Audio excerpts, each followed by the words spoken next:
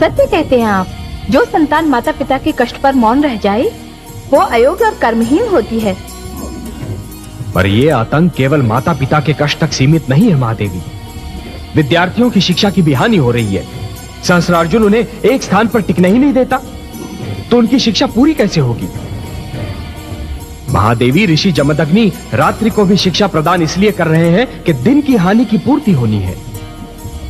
परंतु ऐसी स्थिति में विद्यार्थियों की मनस्थिति कुछ ऐसी हो जाती है कि उनका पूरा ध्यान शिक्षा पर नहीं रहता।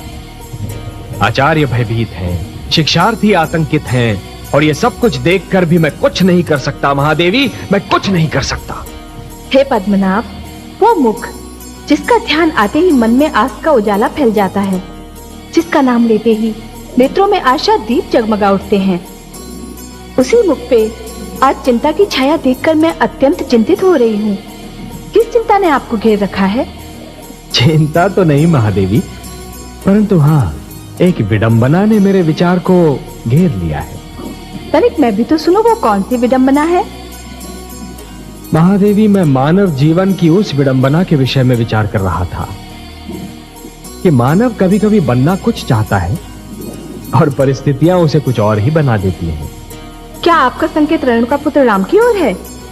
हाँ महादेवी, देखिए ना, मेरे इस अंश ने प्रथम बार पूर्ण मानव के रूप में जन्म लिया, और वो भी एक विद्वान, एक गुरु, एक आचार्य के घर में, एक सुशील नारी की गोद में जन्म लिया।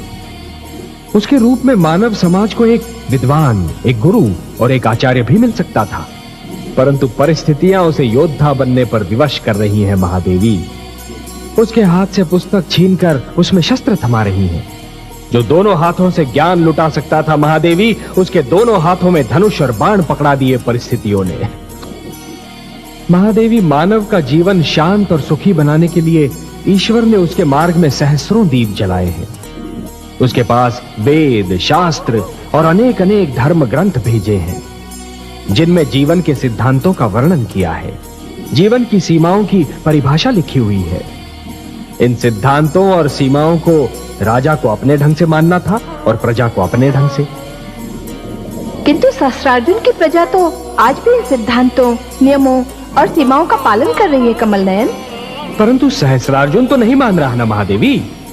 महादेवी, जब कोई राजा या कोई सत्ताधारी वर्ग इस भ्रम में पड़ जाता है कि वो केवल एक राजा है, एक स्वामी है, और ये भूल जाता है कि वो प्रजा का सेवक है, प्रजा का रखवाला है, जब सत्ताधारी वर्ग सिद्धांतों को प्रतिबंध समझकर और सीमाओं को रोक समझकर उन्हें तोड़ने का प्रयास करता है, तो वो निरंकुश बन